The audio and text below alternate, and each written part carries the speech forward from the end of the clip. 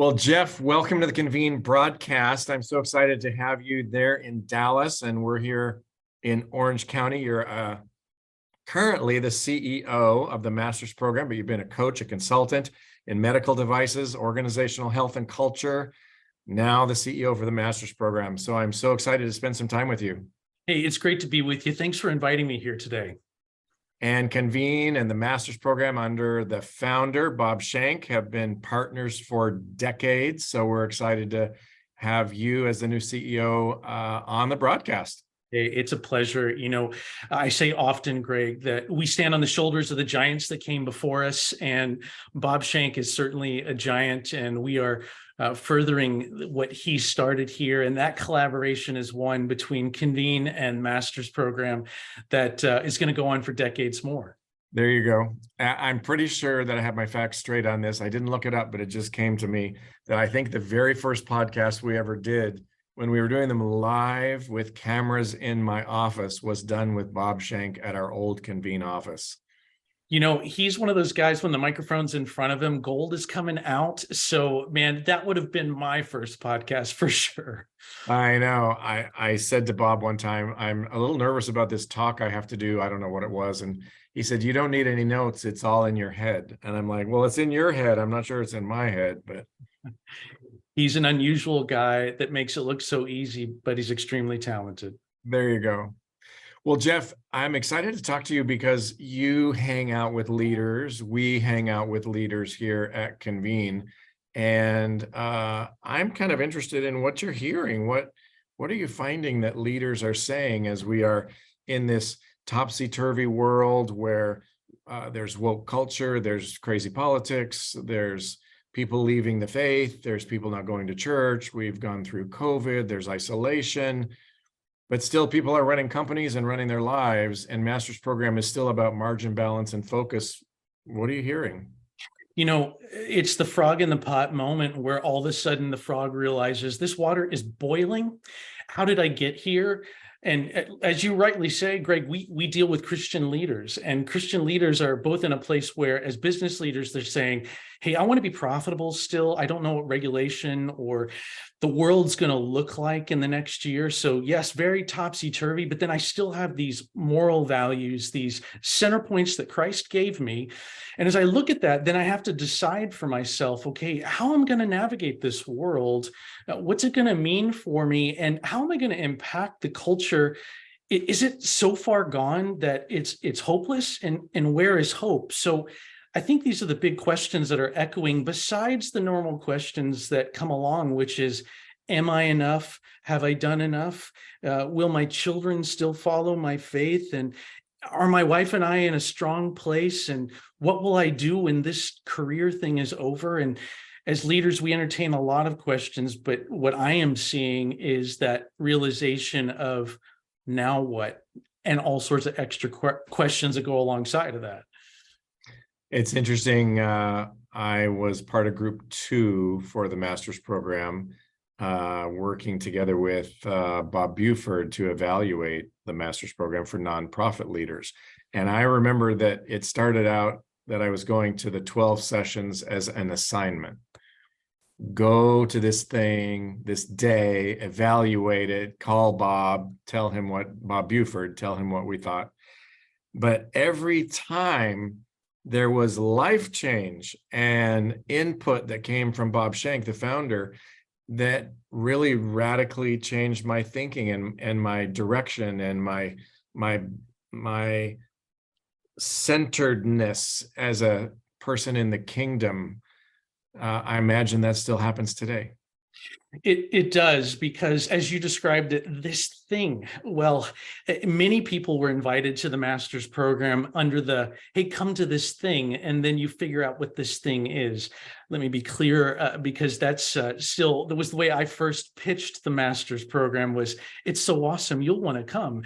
But the fact of the matter is that we do life coaching for marketplace Christian leaders, and in helping them to figure out the answers to the question of what will be the value of my life in the end? What will others say about me?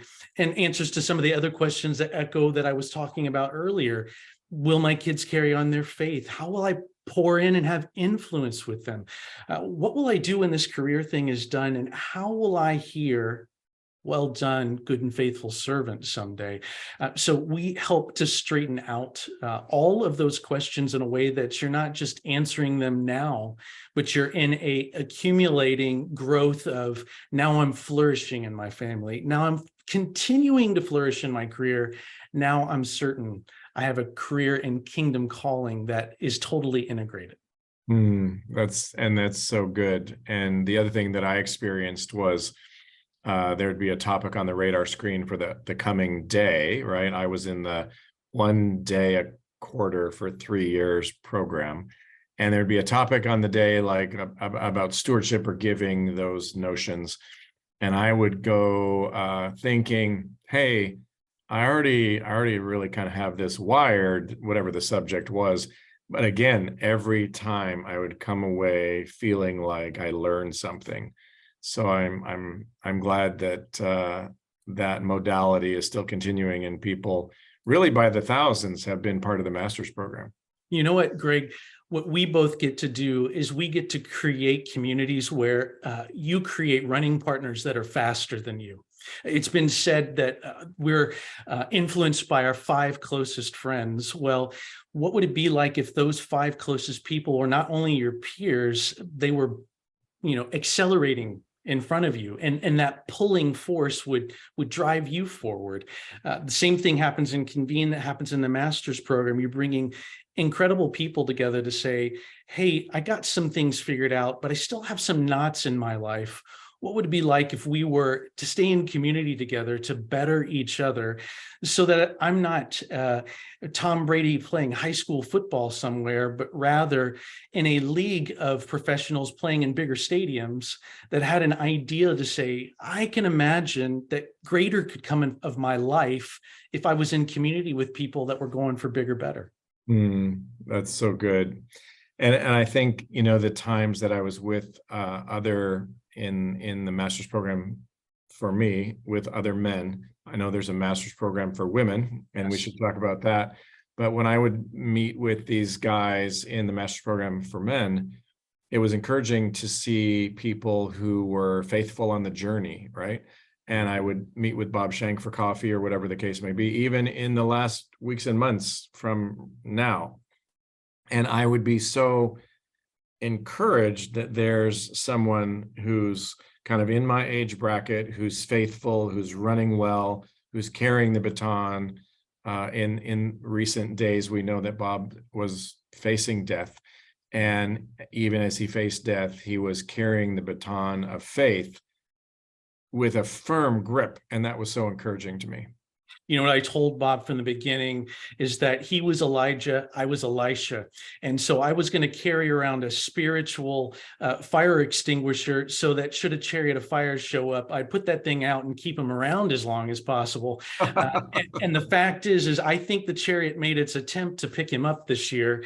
Praise God, he's doing a lot better, in a strong place, and back in gear. But it was a year unexpected in many ways. Yeah. Well, since we alluded to the fact that the master's program for me was for men, why don't you talk about the master's program for women? Yeah, so critical. The needs of men and the needs of women are distinguished. Despite what our culture may say that we're all the same, we are not. And the life experiences of a man, the bruises he's got and the needs that he's got, are very distinguished than a woman's needs. The fact of the matter is that women leaders wear so many hats. And so what we do in the master's program for women is address their needs and who they are, because they play a critical role in our world. Look at the way colleges have gone. When we were young in college days, it was majority men, minority women. That is flipped. It's now majority women, minority men. And the fact of the matter is, and people put this, whether it's a political term or not, female is the future. I think that has a lot of merit to it, regardless of how you feel about that.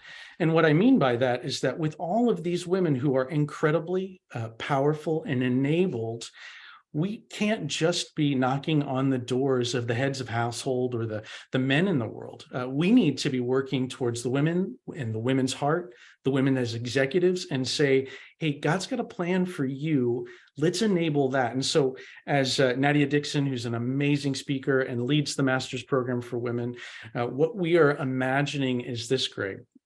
Can you see a world where there were power couples that were saying to themselves, I've got a calling in my life, you've got a calling in your life. Let's see how we support each other in supporting roles, how we play lead roles together to do things like Aquila and Priscilla did, right? Look at a power couple in scripture with whom they traveled with Paul. They were taking their business places and they were bringing the gospel where they went, and they were correcting people and training people and admonishing, and they were playing critical church roles. So the master's program for women is an important pairing part of what we do in the master's program. Somebody wrote me on Facebook, I don't know if it was last weekend or this weekend, but they were at a Dream Masters weekend, and they were there with their wife talking about the things they could do together, exactly what you just said. Another very cool element of the master's program. It is. Heather, my wife, and I get to do that here at our ranch in Texas. And the deal is that we allow for couples to come away and say, let's figure out what your dreams are. Let's talk about what my dreams are. And then let's fixate on what God's dreams are. And in that consultant Venn diagram, find where those three things meet and say, okay, what if we were to seek his kingdom first and live righteously? Then I can imagine he's going to fund, resource, and come behind this dream. And what we've seen over and over again from our lives to those who've gone through Dream Masters, that they find that God really does come behind those dreams. In fact, he put them there in the first place. Exactly. And so many things have sprung up that are being done. So many ministries have sprung up that are being done by men and women who went through the Dream Masters weekend. The Kingdom ROI is very high, but there's another aspect of the master's program, and that's somebody who might be listening saying, ooh, it sounds like you're talking about going to a place for a day, but I don't want to go to a place for a day, but I can use this thing in front of me called my laptop. What is the master's program doing for leaders who want to do something virtually? Oh gosh, Greg, just like you and I are doing right now, the world is ended up in so much Zoom, so much business is done here, online and virtually. That's what we offer to master's program members, is that they have the ability to be in person at one of our campuses, or they have the ability to do it via Zoom. Now, I think if you and I were telling the truth here, you and I would rather be in the same room right now, talking to each other rather than through a camera. But what we've seen since 2020 is that this is quite effective for business, and it's quite effective for us to collaborate. You know, when you come into the master's program, you're not coming to just learn or hear information. There's a need for us to press the flesh together here and work to sharpen each other and say, these are the situations that I've got in my life, and you speak into that, and vice versa. So the communities work both online and in person, but they certainly are doing, and we are certainly doing that more and more, of course, since 2020, right here in an online format. Cool. Well, you know, there's a lot of synergies. If I had $1 for every time somebody told me that was a Convene member, that they're also in the master's program, I'd be a very wealthy guy. And Bob and I, and you and I going forward, we're really thrilled when somebody's in both things, because we don't do what the master's program does. And the master's program doesn't do things like a deep dive on somebody's profit loss statement and trying to figure out how they should do business in China or not, or whether they should hire, fire so-and-so or not. So we're complementary, and that's exciting. Yeah. You know what I've done as a consultant, and I think good consultants do, is they have a best of book, meaning I know the expert to tell you to pull in when you have this issue, that issue.